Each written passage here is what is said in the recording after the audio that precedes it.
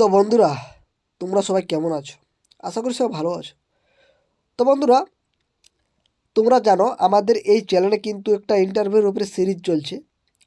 সেই ইন্টারভিউতে 2022-এর যে ইন্টারভিউ হয়েছিল প্রাইমারির, সেই ইন্টারভিউ কেমন ধরনের প্রশ্ন আলোচনা করা হয়েছিল এবং এই প্রশ্নগুলো কিন্তু করা হয়েছিল 2022-এ। সেই প্রশ্নগুলোয় আমরা কিন্তু আজকে আলোচনা করব। তো অবশ্যই তোমরা ওই প্লেলিস্টটা দেখে নেবে। ইন্টারভিউর একটা প্লেলিস্ট আমাদের বানানো আছে আমাদের এই ইউটিউব চ্যানেলে, সেটা তোমরা দেখবে, তোমাদের কিন্তু খুবই কাজে লাগবে। বুঝতে পেরেছো? তো চলো, আর বেশি কিছু বলছি না, কিন্তু আজকের টপিকটা আমরা শুরু করছি। তো দেখো কী আছে, সর্বশিক্ষা অভিযানের লক্ষ্য ও সময়সীমা, এম অফ SSA। তো দেখো, 2007 সালের মধ্যে সকল শিশুকে 5 বছরের নিম্ন প্রাথমিক শিক্ষা সম্পন্ন করা। অর্থাৎ এটার যদি বলি লক্ষ্য, সেটা কী হচ্ছে, 5 বছরের নিম্ন প্রাথমিক শিক্ষা সম্পন্ন করতে হবে। ছেলে মেয়েদের মধ্যে বৈজ্ঞানিক দৃষ্টিভঙ্গি গড়ে তুলতে হবে। কুসংস্কার মুক্ত বিজ্ঞান চেতনামূলক সমাজ তৈরি করতে হবে। অর্থাৎ কুসংস্কারকে আমাদের কিন্তু বাদ দিতে হবে। হ্যাঁ, তোমরা জানো বিড়াল পেরালে তোমরা রাস্তা পারাপার হয় না, এটা তোমাদের একটা মানে সবার মধ্যে এটা তোর দেখবে ম্যাক্সিমামেই আছে। এটা একটা কুসংস্কার বলতে পারো। তো এরকম ধরনের অনেক কুসংস্কার আছে, সেই কুসংস্কার মুক্ত বিজ্ঞান চেতনামূলক সমাজ কিন্তু গড়ে তুলতে হবে। শিক্ষাক্ষেত্রে লিঙ্গ বৈষম্য ও অন্যান্য সামাজিক বৈষম্য দূর করতে হবে। অর্থাৎ যখন আমরা অর্থাৎ একজন শিক্ষককে অবশ্যই মনে রাখতে হবে, যখন আপনি ক্লাস নেবেন তখন অবশ্যই যে ছেলেরা করতে পারবে মেয়েরা করতে পারবে এরকম বলা যাবে না। অর্থাৎ সবাইকে কিন্তু সমান সুযোগ দিতে হবে। অর্থাৎ আপনাকে এমনভাবে কথাটা বলতে হবে, ধরো একটা আমি যদি তোমাদের এই উদাহরণ সাহায্যে বোঝাতে চাই, ধরো ক্যামেরাম্যান, তাহলে এই ক্যামেরাম্যান কথাটার মাধ্যমে কিন্তু একটা পুরুষকে বোঝাচ্ছি। হ্যাঁ, যদি এখানে একজন শিক্ষক হিসেবে, তাহলে আপনাকে কী বলতে হবে, ক্লাসরুমের মধ্যে ক্যামেরা পার্সন বলতে হবে। অর্থাৎ ক্যামেরা পার্সন মানে আপনি এখানে মেয়েদেরকেও এবং ছেলেদেরকে দুজনকে বোঝাচ্ছেন। বুঝতে পারছো? তাহলে এরকম ধরনের কিছু শব্দ ব্যবহার করতে হবে ক্লাসরুমের মাধ্যমে, যাতে কিন্তু এটা কিন্তু যে লিঙ্গ বৈষম্য সেটা কিন্তু হবে না, দূর হয়ে যাবে এরকম ধরনের আপনি যদি শব্দ ইউজ করেন। তো এবার দেখো, 6 থেকে 14 বছর বয়সী সকল ছেলেমেয়েদেরকে প্রাথমিক শিক্ষার শিক্ষকের সুনিশ্চিত করতে হবে। এটা কিন্তু এসএসের যে লক্ষ্য বা উদ্দেশ্য বলতে পারো সেটা ছিল। এবং 2010 খ্রিস্টাব্দের মধ্যে সকল শিশুকে 4 বছরের প্রাথমিক শিক্ষা সম্পন্ন করতে হবে। জীবন ধর্ম শিক্ষার গুরুত্ব আরোপ করে গুণগত মান অর্জনে সহায়তা করতে হবে। তার সাথে ছিল 2010 সালের মধ্যে 5 থেকে 14 বছর বয়সে সকল শিশুকে বিদ্যালয়ে ধরে রাখা সুনিশ্চিত করতে হবে। তো এরকম ধরনের এসএসের যে উদ্দেশ্য বা লক্ষ্য ছিল। তো আমরা আজকে প্রথম প্রশ্নটা জানলাম, এবার আমরা আজকে দ্বিতীয় নম্বর প্রশ্নটা জানবো। সেটা কী আছে তোমরা দেখতে পাচ্ছ, প্রাথমিকে পঞ্চম শ্রেণীর সংযোগ নিয়ে আপনার মতামত কী? তো এই প্রশ্নটা খুবই ইম্পর্ট্যান্ট এবং এই প্রশ্নটা কিন্তু অনেকবার জিজ্ঞাসা করা হয়েছিল। তো দেখো, কেন্দ্রীয় আইন অনুযায়ী প্রথম থেকে পঞ্চম শ্রেণীর শিক্ষার প্রাথমিক স্তরের অন্তর্ভুক্ত। আমাদের যদি কেন্দ্রীয় যদি আইনটা তোমরা যদি দেখো, তাহলে সেখানে কিন্তু বলা আছে যে এই পঞ্চম শ্রেণীটা কিন্তু প্রাথমিকের মধ্যেই পড়বে। বুঝতে পারছ? কিন্তু পশ্চিমবঙ্গের ক্ষেত্রে চিত্রটি একটু অন্যরকম।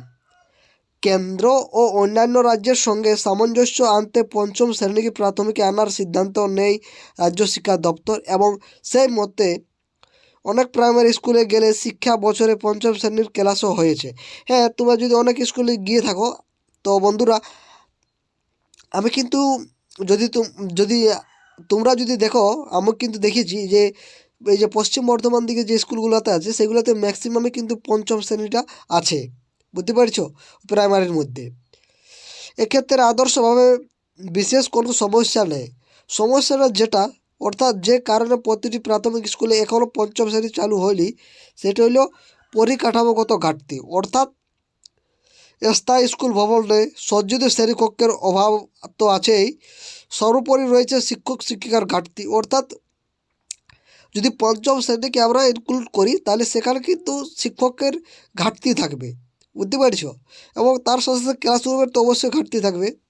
তো এইসবের জন্য কিন্তু পঞ্চম শ্রেণীকে এখনও ইনক্লুড করা হয়নি। হ্যাঁ, প্রাথমিকে এই পশ্চিমবঙ্গে ম্যাক্সিমাম স্কুলে এই সমস্তগুলি যদি সঠিকভাবে পূরণ করে প্রতিটি প্রাইমারি স্কুলের পঞ্চম শ্রেণী পর্যন্ত উন্নতি করা যায়, তাতে বাচ্চাদের ভালো হবে। তারা কাছাকাছি পঞ্চম শ্রেণীর পাঠটাও সম্পূর্ণ করে নিতে পারবে। অর্থাৎ যদি এই পঞ্চম শ্রেণীটাকে আমরা প্রাথমিক অন্তর্ভুক্ত করি, তাহলে কিন্তু সেখানে অর্থাৎ প্রাইমারি স্কুলেই কাছাকাছি তারা কিন্তু এই পঞ্চম শ্রেণীর পাঠটাও সম্পূর্ণ করে নিতে পারবে। তো এই ছিল এই প্রশ্নটার ব্যাপার, বুঝতে পারিস আশা করি।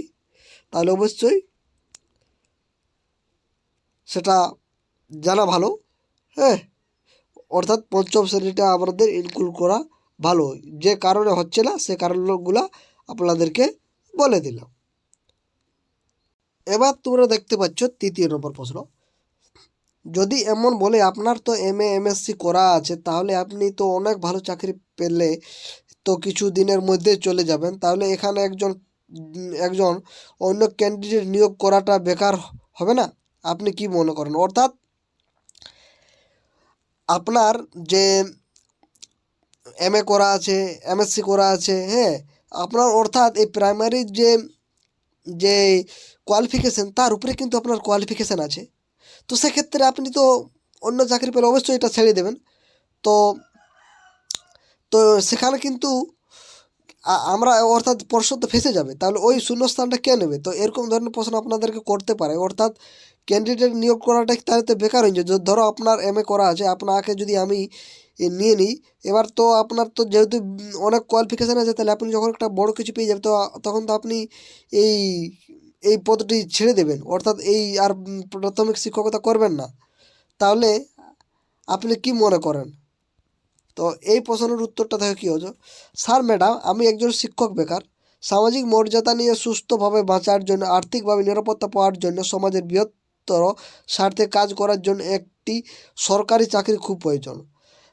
আর তার জন্যে আমি আমার যোগ্যতা অনুযায়ী সমস্ত পরীক্ষাগুলি দিচ্ছি।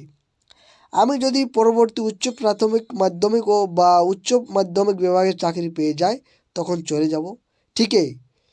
তখন অন্য কোনো বেকার এই পোস্টটি আবার সুযোগ পাবে, ফলে বিশেষ কোনো অসুবিধা হবে না প্রাথমিক বিদ্যালয় পরিচালনার ক্ষেত্রে। অর্থাৎ এটা কিন্তু ঠিকই যে আমি কিন্তু যদি অন্য কিছু পাই তো অবশ্যই আমি চলে যাব, কিন্তু আমার এই পদটি অবশ্যই অন্য একটি বেকার যুবক বা যুবকই পেয়ে যাবে। তো এরকমভাবে আপনাদের কিন্তু উত্তরটি দিতে হবে। হ্যাঁ, তো এখানে তোমরা অনেকে বলবে যে যে না, যাবো না, আমরা এটা করব, কিন্তু এটা বাস্তব নয় বন্ধুরা। প্র্যাকটিক্যালভাবে তোমাদেরকে উত্তরটা দিতে হবে, যাতে কিন্তু খুব ভালো হয়। হ্যাঁ, তো আজকে এখানে পর্যন্ত। পরের প্রশ্নগুলো পরে আলোচনা করছি। অবশ্যই আমাদের চ্যানেলটির সঙ্গে থাকবে এবং সমস্ত ভিডিওগুলো দেখতে থাকো। তো বন্ধুরা, ভিডিওটি শেষ পর্যন্ত দেখার জন্য আপনাদেরকে অসংখ্য ধন্যবাদ।